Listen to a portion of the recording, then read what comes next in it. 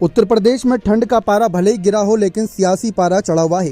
राजनीतिक पार्टी अपनी रणनीतियों को सियासी धार देने में जुटी हैं। चुनाव के लिए एनडीए गठबंधन के सामने इंडिया अलायंस बना है। देश की अलग अलग राजनीतिक पार्टियां इंडिया अलायंस का हिस्सा बन रही हैं। यूपी में कांग्रेस पार्टी, राष्ट्रीय लोकदल और समाजवादी पार्टी इस गठबंधन का हिस्सा है। कांग्रेस भले ही देश में बड़ी पार्टी हो, लेकिन उत्तर प्रदेश में समाजवादी पार्टी ने गठबंधन की शुरुआत में ही कह दिया था कि वह सीटें बांटेंगी, ना कि सीट लेगी।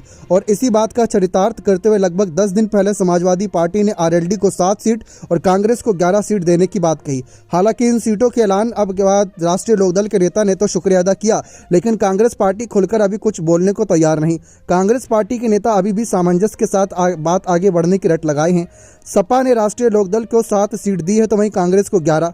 सूत्रों की माने तो समाजवादी पार्टी ने जो 7 राष्ट्रीय लोकदल को सीट दी है, उनमें बागपत, हाथरस, मुजफ्फरनगर, कैराना, मथुरा और 2 अन्य सीटें हैं। तो वहीं जो सीटें कांग्रेस को दी है उसमें बलिया, फतेहपुर सीकरी, बाराबंकी, मेरठ, महाराजगंज, कानपुर, रामपुर, सहारनपुर, बिजनौर और 2 अन्य सीटें हैं, जो कि कहीं ना कहीं पारंपरिक सीट कही जाती है, जैसे रायबरेली हो गई, साथ ही साथ अमेठी हो गई, जो कांग्रेस की गढ़ की सीट है। सूत्रों की माने तो आने वाले दिनों में अगर गठबंधन रहता है तो कांग्रेस पार्टी की सीटें और बढ़ेंगी। कांग्रेस पार्टी उत्तर प्रदेश के सभी मंडलों की कम से कम 1 सीट पर लड़ना चाहती है। इस लिहाज से यूपी में कांग्रेस कम से कम 18 सीट पर लड़ेगी।